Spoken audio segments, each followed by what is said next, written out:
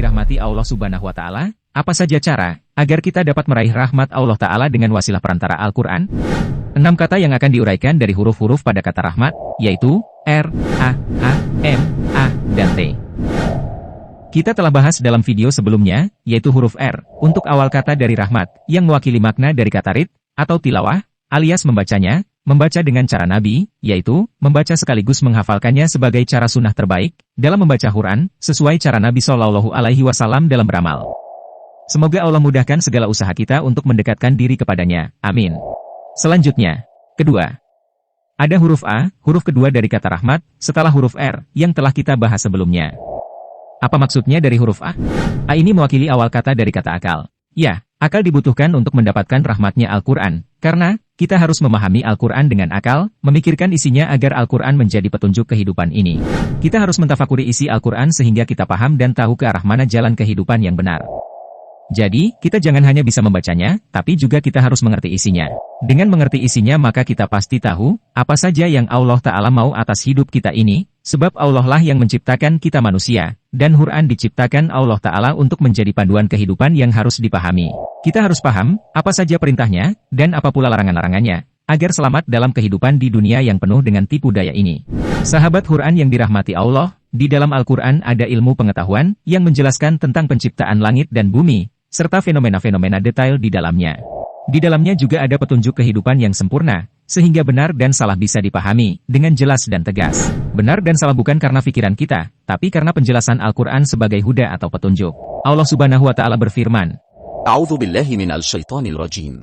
Bismillahirrahmanirrahim.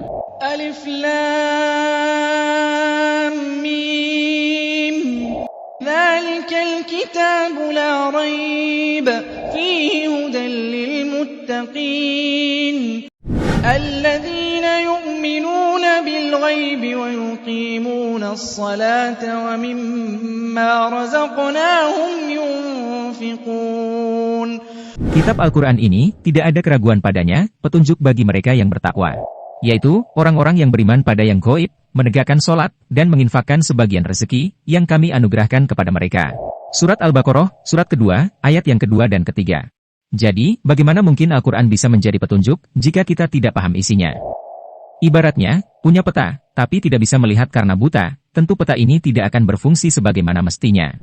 Sahabat Quran yang Allah Ta'ala rahmati, maka ketika kita menghafal Quran, pahami juga maknanya. Dampingi ia dengan kamus Al-Quran atau terjemahan dan tafsirnya, serta berguru pada ahlinya yang memahami ilmu-ilmu Al-Quran yang benar, agar kita tidak tersesat dalam perjalanan hidup ini.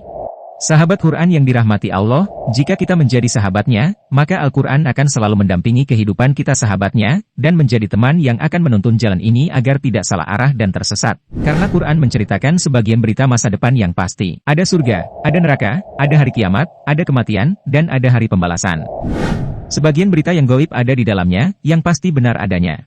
Dan pastinya, belajar Al-Quran sebagai ilmu dari Allah Ta'ala merupakan keutamaan yang paling tinggi dibandingkan belajar ilmu-ilmu lain yang juga penting, tapi bersumber pada kemampuan manusia yang sangat terbatas ini. Jadi, bagi siapapun para penuntut ilmu, jadikan Al-Quran sebagai pegangan wajib belajar, selain referensi-referensi lain yang harus merujuk pada Al-Quran yang jelas status kebenarannya. Sahabat Quran yang dirahmati Allah, awalilah belajar Al-Quran dengan ilmu pertama, yaitu, ilmu yakin. Yakin bahwa isinya pasti benar, terbukti ataupun belum terbukti, gaib maupun nyata, ada fakta ataupun belum terlihatnya fakta, mengerti ataupun belum mengerti sebab dan akibat sebuah hukum atau pernyataan dalam Al-Quran. Kenapa demikian? Karena Al-Quran diturunkan oleh Tuhan, Rob pencipta alam semesta, yang maha benar atas segala firman-Nya. Sehebat-hebatnya ilmu kita manusia, tak akan sanggup mengikuti kesempurnaan ilmu yang diturunkan melalui Al-Quran, kecuali dengan meyakini kebenarannya. Sahabat Quran yang dirahmati Allah, iman itu bab keyakinan. Kebenaran butuh dilanjutkan dengan keyakinan. Karena banyak orang yang telah mengerti, tapi masih belum mampu yakin, maka awali setiap ilmu dengan yakin, bahkan pada yang gaib, tak terlihat dan belum terjadi, selama ia bersumber dari Al-Quran yang tak ada keraguan sedikit pun di dalamnya. Dengan akal, kita boleh mengungkapkan hikmah-hikmah isi Al-Quran, tapi tidak untuk menolaknya jika belum mampu menyingkap hikmah di balik perintah dan larangannya, sampai akhirnya, atas izin Allah Ta'ala, kita diberi kemampuan untuk memahami agama ini. Nabi Shallallahu Alaihi Wasallam bersabda, Anna Nabiya Sallallahu Alaihi Wasallam qal, Man yuridullahu bihi khairan, yufaqihu fid din. Barang siapa yang dikehendaki oleh Allah kebaikan, niscaya dia akan memahamkannya dalam agama. Hadis Sahih, riwayat Imam Ahmad nomor 2654. Jadi, sahabat Quran yang Allah rahmati, kewajiban kita adalah belajar dengan akal, lalu biarkan Allah Ta'ala yang menurunkan ilmunya kemudian, atas kehendaknya, atas kuasanya, bukan kuasa kita. Karena sungguh, kebenaran hakikinya adalah, Allah itu maha kuasa, dan makhluk tak kuasa, kecuali atas kuasanya Allah Ta'ala. Sahabat Quran yang dirahmati Allah, di dalam Al-Quran ada banyak tawaran-tawaran kebaikan masa depan sesungguhnya, bagi yang beriman, dan sebaliknya, juga ada ancaman-ancaman tegas bagi yang ingkar. Agar kita bisa memilih dengan cerdas, jika kita menggunakan akal, untuk mentafakuri isinya tentunya. Maka pahami Al-Quran agar semakin dekat dengan kebenaran sesungguhnya, agar kita bisa memilih, iman atau ingkar, memilih kebaikan atau keburukan, semua diserahkan pada akal untuk memilih. Allah Subhanahu wa Ta'ala berfirman, أعوذ بالله من الشيطان الرجيم. وقل الحق من ربكم فمن شاء فليؤمن ومن شاء فليكفر إنا أعتدنا للظالمين نارا أحاط بهم سرادقها وإن يستغيثوا يغاثوا بماء كالمهل يشوي الوجوه بئس الشراب وساءت مرتفقا. Katakanlah, kebenaran itu datangnya dari Tuhanmu. Maka, siapa yang menghendaki beriman, hendaklah dia beriman dan siapa yang menghendaki kufur, biarlah dia kufur. Sesungguhnya kami telah menyediakan neraka bagi orang-orang zolim yang gejolaknya mengepung mereka. Jika mereka meminta pertolongan dengan meminta minum, mereka akan diberi air seperti cairan besi yang mendidih yang menghanguskan wajah. Itulah seburuk-buruk minuman dan tempat istirahat yang paling buruk. Innalladzina amanu wa 'amilus salihati inna la nudhi'u ajra man ahsana 'amala. Sesungguhnya mereka yang beriman dan mengerjakan kebajikan, kami benar-benar tidak akan menyia-nyiakan pahala orang yang mengerjakan perbuatan baik.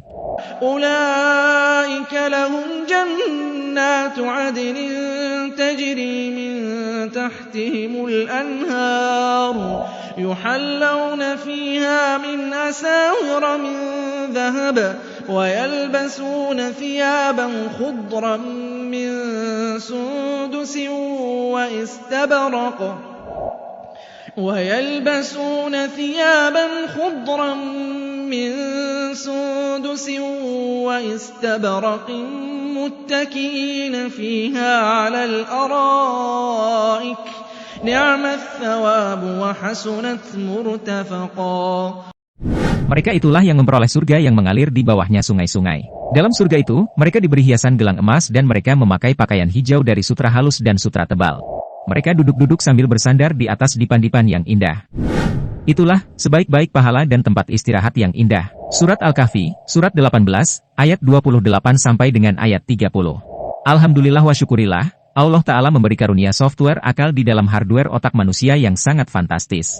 Setidaknya, jika otak manusia sebagai perangkat keras, dan kemudian diinstal akal, sebagai perangkat lunak, akan berfungsi optimal jika dibingkai dengan Al-Quran, kalam Tuhan, Allah Azza wa Jalla. Sahabat Quran yang dirahmati Allah, ada belahan otak yang jika kita bagi menjadi dua bagian, kanan dan kiri, maka ia akan berfungsi optimal saat digunakan.